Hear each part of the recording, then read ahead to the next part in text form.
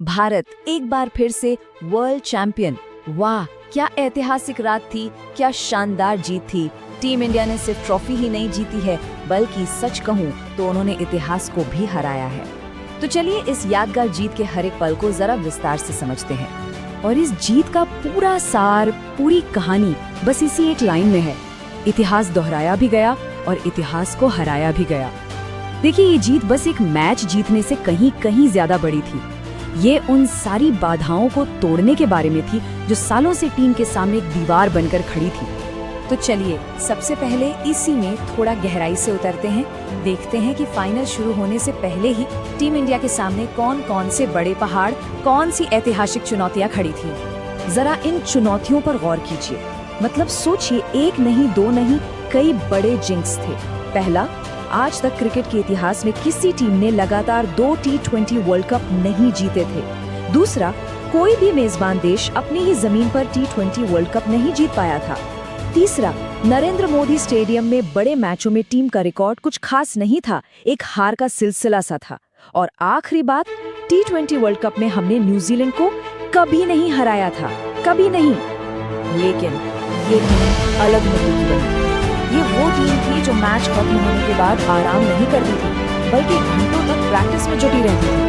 तो ये जीत किस्मत से नहीं मिली, ये उस पसीने से, उस बेहिसाब मेहनत से मिली है जो हर एक खिलाड़ी ने बहाया। तो चलिए अब सीधे मैच पर आते हैं। पहली पारी की बात करते हैं। भारत टॉस हार चुका था और पहले बल्लेबाजी करनी थी। देखते हैं कि हमला शुरू कैसे हुआ। देखिए, पूरे टूर्नामेंट के दौरान एक चीज थी जो टीम को थोड़ा परेशान कर रही थी, और वो थी ओपनिंग पार्टनरशिप। वो जो एक तेज तर्रार, एक मजबूत शुरुआत चाहिए होती है, वो मिल ही नहीं पा रही है। और फाइनल में तो इसकी सबसे ज्यादा जरूरत थी। और फाइनल में उस समस्या का जो हल पहले विकेट के लिए 98 रन, एक तूफान, बिल्कुल तूफानी सा। और जरा रफ्तार देखिए कि 98 रन आए सिर्फ और सिर्फ 7 ओवर में। मतलब सोचिए रन रेट क्या रहा होगा। बस इसी विस्फोटक शुरुआत ने पूरे मैच का टोन सेट कर दिया। न्यूजीलैंड शुरू से ही बैकफुट पर चला गया। और ये तूफान यही नहीं रुका। अभिषेक शर्मा ने एक शानदार हाफ सेंचुरी लगाई।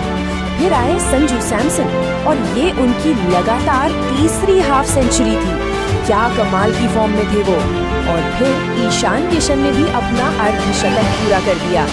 स्कोरिंग की रफ्तार का अंदाजा बस इस बात से लगाइए कि सिर्फ 15 ओवर में भारत का स्कोर 200 रन हो चुका था।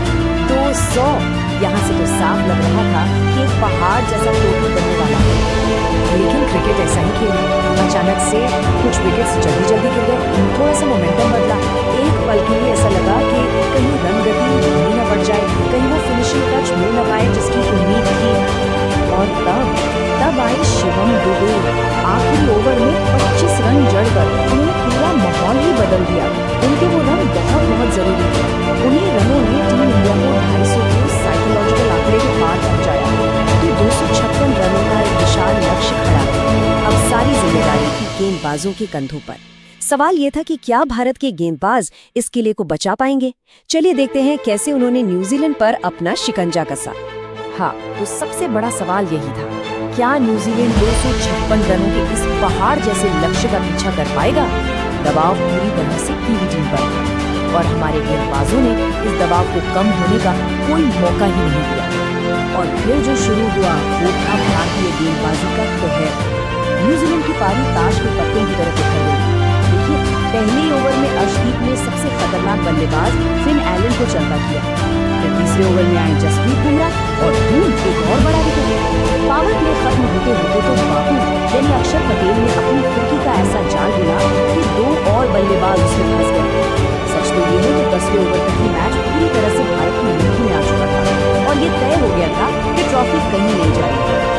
ये एक शानदार टीम एफर्ट था, इसमें कोई शक नहीं। लेकिन चलिए अब उन व्यक्तिगत प्रदर्शनों पर भी नजर डालते हैं जिन्होंने इस टीम की विरासत को और भी मजबूत कर दिया। प्लेयर ऑफ द मैच में भी जसप्रीत बुमराह, इसकी कोई हैरानी नहीं चाहिए। उन्होंने एक बार फिर साबित कर दिया कि वो क्यों दुनिया के बेस्ट गेंदबाज हैं। 4 अहम विकेट लेकर उन्होंने न्यूजीलैंड की बल्लेबाजी की कमर ही तोड़ दी। ये एक ऐसा प्रदर्शन था जो इस अवार्ड का बिल्कुल सही हकदार था। लेकिन ठहरिए, प्लेयर ऑफ द टूर्नामेंट की कहानी इससे भी ज्यादा दिलचस्प और असाधारण है। अब यहाँ एक बहुत ही दिलचस्प सवाल उठता है कि सबसे मूल्यवान खिलाड़ी की परिभाषा क्या है। देखिए, टूर्नामेंट में सबसे ज्यादा रन बनाए थे पाकिस्तान के साहिबजादा फरमान ने, तो फिर प्लेयर ऑफ द टूर्नामेंट का खिताब संजू सैमसन को क्यों मिला? जवाब एक शब्द में है, इम्पैक्ट, यानी बड़े और अहम नॉकआउट मैचों में गेम बदलने वाला प्रभाव। इस बात को जरा समझिए, संजू ने इस पूरे वर्ल्ड कप में सिर्फ 5 मैच खेले, सिर्फ 5, लेकिन हर बड़े मैच में, खासकर तीनों नॉकआउट मुकाबलों में, वो एक निर्णायक फैक्टर बनकर उभरे। उनका असर सिर्फ रनों में नहीं था, बल्कि मैच के नतीजे पर था। इसीलिए उन्हें ये बड़ा पुरस्कार मिला। तो पूरी बात का सार ये है कि ये जीत सिर्फ एक फाइनल में नहीं लिखी है, ये उस समर्पण और उस कहानी को बदलने की जिद से लिखी गई है जो महीनों की कड़ी मेहनत का नतीजा थी। और जैसा कि कहा जाता है, जो पानी से नहाएगा वो सिर्फ लिबास बदलेगा, लेकिन जो पसीने से नहाएगा वो एक दिन इतिहास बदलेगा। और हमारी टीम इंडिया ने इतिहास बदल कर दिखा दिया। तो अंत में एक सवाल ये उठता है कि भारतीय क्रिकेट के भविष्य के लिए इस ऐतिहासिक जीत के असली मायने क्या हैं? ये जीत आने वाली पीढ़ियों को कैसे प्रेरित करेगी? इस पर सोचना जरूर बनता है।